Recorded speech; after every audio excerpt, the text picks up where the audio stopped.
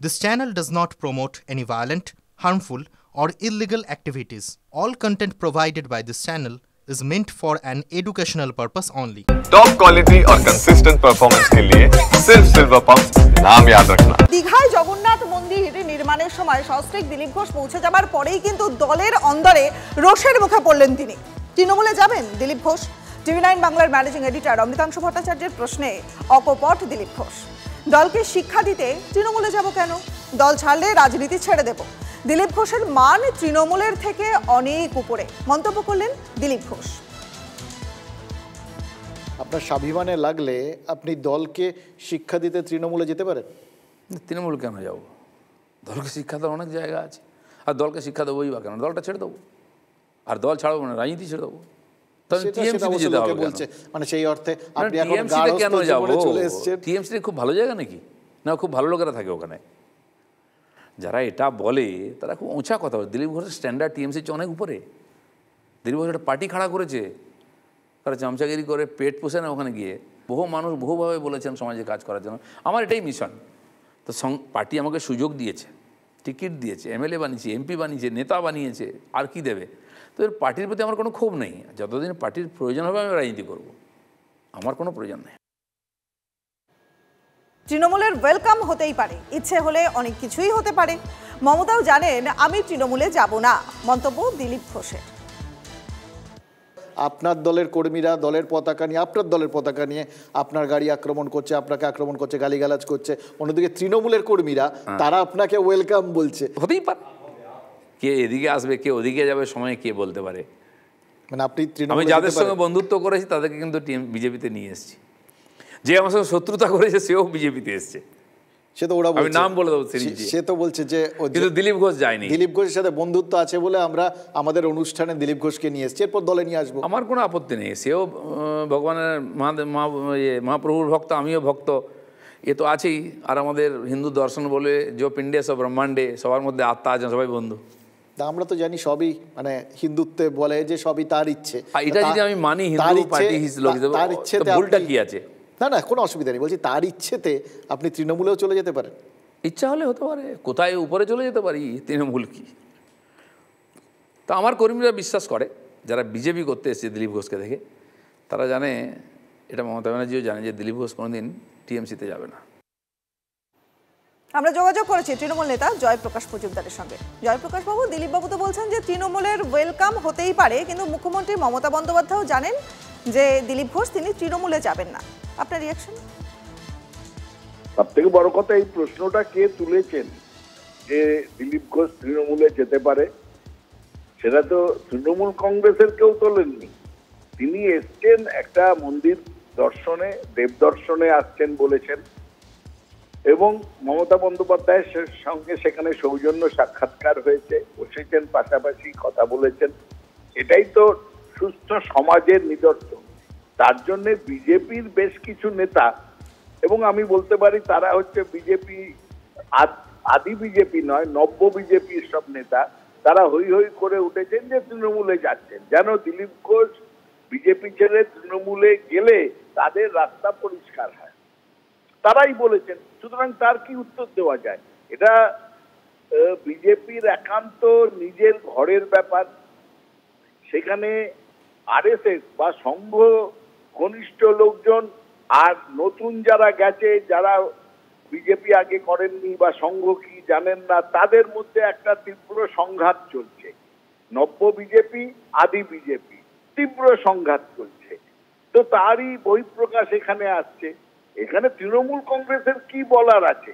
সব থেকে বড় কথা হচ্ছে যে দিলীপ ঘোষ, এটা তো অনস্বীকার্য যে একান্তভাবে একজন আরএসএস করা, আদিলগ্ন থেকে আরএসএস করা একজন বিজেপির নেতা, এবং তার আমলে, তার সময়ই বিজেপি এই পশ্চিমবঙ্গে এই যে দ্বিতীয় টিম তৈরি হওয়া, তৃণমূলের পেছনে কে দ্বিতীয় হবে, কে তৃতীয় হবে, কে চতুর্থ হবে, সেইখানে চতুর্থ অবস্থান থেকে সেকেন্ড ডিভিশনে তোলায়, দ্বিতীয় পর্যায়ে নিয়ে আসা, দ্বিতীয় ক্রমাংশে নিয়ে আসা, সেটা দিলীপ ঘোষ করেছিলেন। একেবারেই বুঝতে পারছি আপনার বক্তব্য, একেবারেই পরিষ্কার। জয়প্রকাশ মজুমদারের সঙ্গে কথা বললাম, কিন্তু দিলীপ ঘোষ আছেন দিলীপ ঘোষেই। তৃণমূলের ওয়েলকাম হতেই পারে, ইচ্ছে হলে অনেক কিছুই হতে পারে। মমতাও জানেন আমি তৃণমূলে যাব না, দিলীপ ঘোষ মন্তব্য করলেন। জগন্নাথ মন্দির দর্শনে গিয়েছিলেন তিনি দীঘায়, এবং তারপর থেকেই কিন্তু বঙ্গ রাজনীতিতে উত্তাপ বাড়ছে, বিজেপির অন্দরে উত্তাপ বাড়ছে। দিলীপ ঘোষ তিনি কি বলেছেন আরো একবার শুনবো। আপনার দলের কর্মীরা দলের পতাকা নিয়ে, আপনার দলের পতাকা নিয়ে আপনার গাড়ি আক্রমণ করছে, আপনাকে আক্রমণ করছে, গালিগালাজ করছে। অন্যদিকে তৃণমূলের কর্মীরা তারা আপনাকে ওয়েলকাম বলছে। হতেই পারে, কে এদিকে আসবে কে ওদিকে যাবে সময় কে বলতে পারে। মানে আপনি আমি যাদের সঙ্গে বন্ধুত্ব করেছি তাদেরকে কিন্তু বিজেপিতে নিয়ে এসেছি, যে আমার সঙ্গে শত্রুতা করেছে সেও বিজেপিতে এসছে। সে তো ওরা আমি নাম বলে দেবো, সে তো বলছে যে কিন্তু দিলীপ ঘোষ যায়নি। দিলীপ ঘোষের সাথে বন্ধুত্ব আছে বলে আমরা আমাদের অনুষ্ঠানে দিলীপ ঘোষকে নিয়ে এসেছি, এরপর দলে নিয়ে আসবো। আমার কোনো আপত্তি নেই, সেও ভগবানের মহাপ্রভুর ভক্ত, আমিও ভক্ত, এ তো আছেই। আর আমাদের হিন্দু দর্শন বলে যে পিণ্ডে সব ব্রহ্মাণ্ডে, সবার মধ্যে আত্মা আছে, সবাই বন্ধু। আমরা তো জানি সবই মানে হিন্দুত্বে বলে যে সবই তার ইচ্ছে। এটা যদি আমি মানি হিন্দু পার্টি হিসেবে, তার ইচ্ছেতে ভুলটা কি আছে? না না, কোনো অসুবিধা নেই, বলছি তার ইচ্ছেতে আপনি তৃণমূলেও চলে যেতে পারেন। ইচ্ছা হলে হতে পারে, কোথায় উপরে চলে যেতে পারি, তৃণমূল কি। তো আমার কর্মীরা বিশ্বাস করে, যারা বিজেপি করতে এসেছে দিলীপ ঘোষকে দেখে, তারা জানে, এটা মমতা ব্যানার্জিও জানে যে দিলীপ ঘোষ কোনোদিন টিএমসিতে যাবে না। বিজেপি নেতা শঙ্কর ঘোষের সঙ্গে আমরা যোগাযোগ করেছি। শঙ্করবাবু, দিলীপবাবু তো বললেন আমাদের স্টুডিওতে এসে যে তৃণমূলের ওয়েলকাম হতেই পারে, কিন্তু মুখ্যমন্ত্রী মমতা বন্দ্যোপাধ্যায় জানেন যে দিলীপ ঘোষ তৃণমূলে যাবেন না। আপনি কি বলবেন?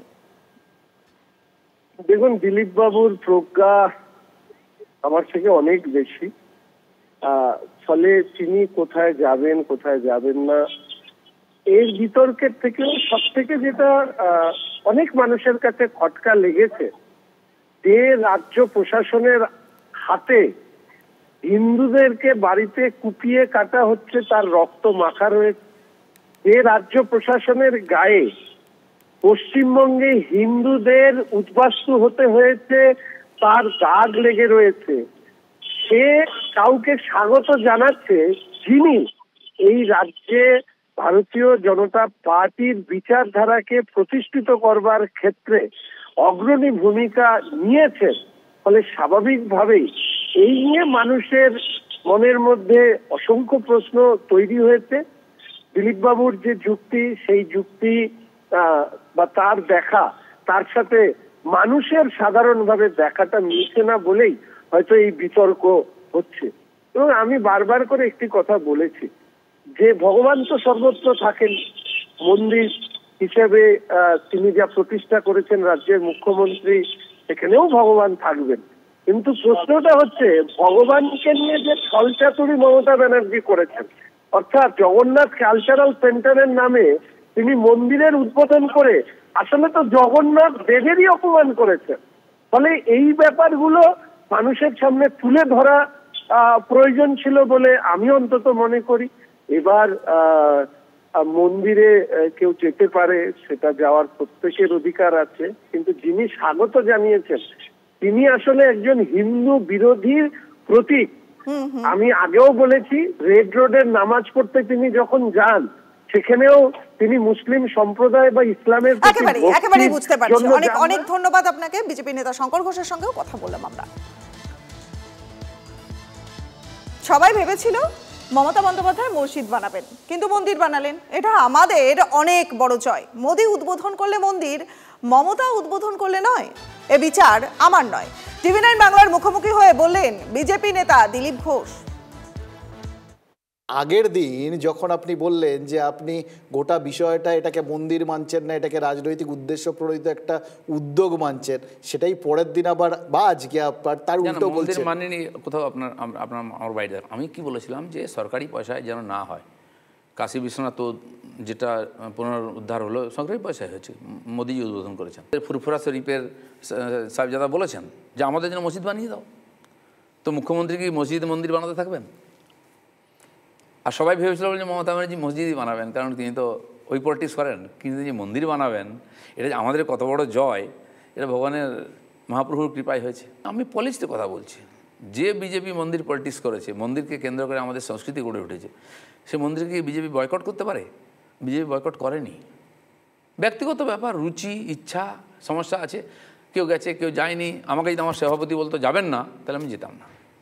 আমি জানি নৈতিকভাবে বিজেপি কেউ বলতে পারে না মন্দিরে যেও না। রাম মন্দির উদ্বোধন হলো, সেটা সরকার করেনি, ট্রাস্ট আছে। যারা যায়নি তাকে আমরা খুব গালাগালি দিয়েছি। কেন সোনিয়া গান্ধী যায়নি, কেন রাহুল গান্ধী যায়নি, কেন মমতা ব্যানার্জি যাননি, নিমন্ত্রণ পেয়ে গালাগালি দিচ্ছি।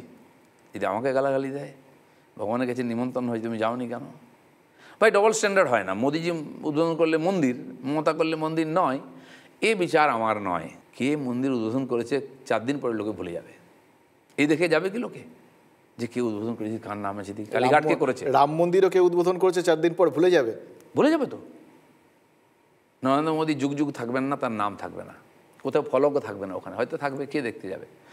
আমি বলছি যারা গেছেন তাদের ছেলেপুলে যখন যাবে না, তারা সোজা রামকে দেখবে, আর এত ভব্য জিনিস হবে না, সব ভুলে যাবে।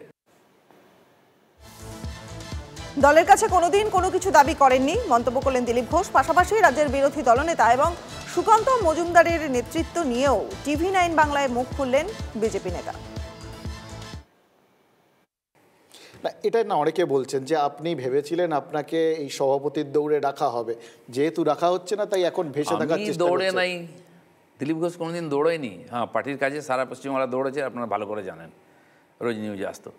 দিলীপ ঘোষ কোনো দৌড়ে কোনোদিন ছিল না। আপনি বলুন তো, প্রথম কথা আমি কোনোদিন রাজনীতি করবো, নেতাগিরি করবো ভাবিনি। যেই নেমেছি, যখন নেমে গেছি, রাজার পাঠ করতে তো গামছা পরে হবে না, তখন রাজার পাঠ করেছি, রাজার মতো পরে, রাজবেশ পরে। কিন্তু প্রশ্ন হচ্ছে যে দিলীপ ঘোষ কোনোদিন টিকিট চায়নি, কোনোদিন পদ চায়নি পার্টি থেকে, কারো কাছ থেকে। আর আমি আপনাকে বলছি, আমার মা বেঁচে আছেন, 84 বছর বয়স, আমার কাছে থাকছেন, আমার সৌভাগ্য, সেবা করছি। সেই মাকে জিজ্ঞেস করুন তো, দিলীপ দা তোমার কাছ থেকে কোনোদিন কিছু চেয়েছে? 1 গ্লাস জল চাইনি, আমি নিজে নিয়ে খাই। এবার এসে গেছে তাকে, আমি তো বলছি আমাকে জোর করে দ্বিতীয়বার করা যায়। আমি তো ভাবিনি একবার হয়ে গেছে, দ্বিতীয়বার। আমি নাড্ডাজিকে বললাম যে হয়ে গেছে 6 বছর, আমাকে মুক্তি দিন, বিধানসভার নির্বাচন হয়ে গেছে, যা রেজাল্ট হয়েছে ওকে, কিন্তু লোকসভার জন্য নতুন নেতা নিয়ে আসুন, 1-1.5 বছর টাইম আছে, যিনি নেতৃত্ব দেবেন আপনারা ডিসিশন নিন, আমাকে ছুটি দিন। বলুন রাজনীতিতে কেউ বলতে পারে এটা? আপনি জিজ্ঞেস করুন নাড্ডাজিকে কোনোদিন, যে নাড্ডাজি দিলীপ দা এসা বলা था কবি? এটা দিলীপ ঘোষ ছাতি ঢুকে বলতে পারে। আর একটা পদ পাওয়ার জন্য, একটা টিকিট কার্ডের জন্য প্রাণ দিয়ে দিচ্ছে লোকেরা। না, কিন্তু এটা বড় কথা বললেন, কিন্তু আপনি, আমি বড় কথাই বলেছি, নেতৃত্ব দেওয়ার মতো লোক দরকার। এবার ধরুন আপনি, শুভেন্দু অধিকারী, সুকান্ত মজুমদার, এই রকম যদি দাঁড়ায়, তাহলে এই 3 জনই যদি ধরি, কার নেতৃত্ব দেওয়ার ক্ষমতা আছে? সবারই আছে। এখন আপনি মাপকাঠি কম বেশি করতে পারেন, নেতৃত্ব আছে বলেই লোক তাকে মেনেছে, পার্টি তাকে দায়িত্ব দিয়েছে। এখন প্রশ্ন হচ্ছে যে নেতৃত্বের পরীক্ষা হচ্ছে নির্বাচন, নির্বাচনে ফেস করতে হবে, রেজাল্ট দিতে হবে। রাজনীতিতে বাইরে কেউ কিছু বোঝে না, নাহলে আপনাকে ভুলে যাবে। তো আমাকে দায়িত্ব দিয়েছে, আমি লড়েছি। কী ছিল, বিজেপি কোথায় আছে এটা আপনারা জানেন। এখন আমাদের একজন নেতা আছেন, পার্টি অনেক বড় হয়েছে, তিনি তার মতো করে চেষ্টা করছেন, তিনি, তার রাজনীতিক অভিজ্ঞতা খুব বেশি ছিল না, আমরা সবাই সাহায্য করছি ওনাকে। তৃতীয় হচ্ছেন আমাদের শুভেন্দুদা, যিনি আমাদের মধ্যে সবচেয়ে বেশি অভিজ্ঞ, খালি রাজনীতি নয়, ছাত্র রাজনীতি, তারপরে কাউন্সিলর কী ছিলেন জানি না, বিধায়ক, সাংসদ একাধিকবার হয়েছেন, বিধানসভায় বিধায়ক, মন্ত্রী, এখন তো বিরোধী নেতা, তো নিঃসন্দেহে তার অভিজ্ঞতা সবচেয়ে বেশি আছে। তো এক কথায় আমাকেও জিজ্ঞেস করা হয়েছিল, আমি তো প্রেসিডেন্ট ছিলাম, যে বিধায়ক দলের নেতা কে হওয়া উচিত। আমার এখানে প্রশ্ন করার কী আছে, একটাই তো নাম আছে, অমিত শাহ, এদের সামনে আমি বলেছিলাম তখন। মানে আপনি শুভেন্দু অধিকারীকে নেতৃত্বে চেয়েছিলেন? আমি তার নাম বলেছি যে উনি করুন, ওনার চেয়ে যোগ্য লোক কে আছে। এখন আমি তো বিধানসভায় নাই, যখন আমি ছিলাম 3 জনের নেতা ছিলাম, তো উনি এসছেন আজকে বিরোধী দল, তার নেতা, এবং স্বাভাবিকভাবে তিনি মন্ত্রিত্ব এর অভিজ্ঞতা আছে, তার সে সম্মান, স্ট্যাটাস, ক্যাবিনেট র্যাঙ্কে তিনি পাবেন, হওয়া উচিত। তো তিনি আমাদের পার্টির প্রমুখ, তাকে সাহায্য করা, যা করা, তিনি বিধানসভায় লড়েছেন, আমি যতদিন ছিলাম বাইরে লড়েছি, এখন সুকান্তদা লড়ছেন। পার্টি সবাইকে কাজ ভাগ করে দেয়।